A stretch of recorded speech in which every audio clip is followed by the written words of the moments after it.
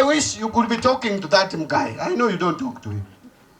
Huyu mtu anatoka kwenyu huyo. Anakutoka kwao huko, anakuja Bomet.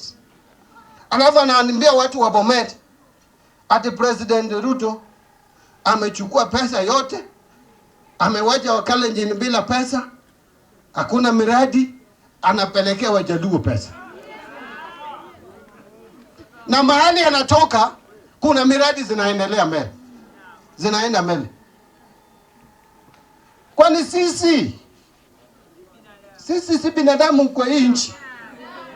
Sisi Wajaluo si binadamu? Alafu mtu kama huyu anasema ati anataka kuwa rais wa Kenya.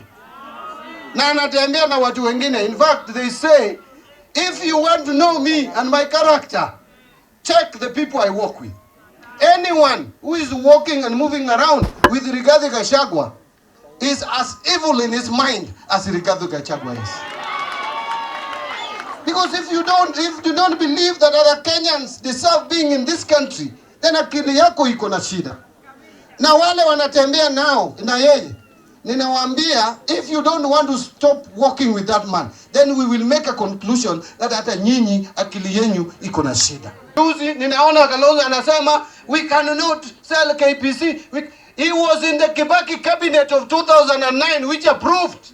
He was the deputy president which approved the sale and privatization of KPC. He was in the Kibaki government which is sold 25% of Safaricom. Now we are only selling 15. Anapiga kelele Kisii karibu akufa. What is this contradiction? When Kibaki and Kalonzo as his deputy, as his vice, were selling 25% shares in Safaricom, kwani akili yake ilienda wapi?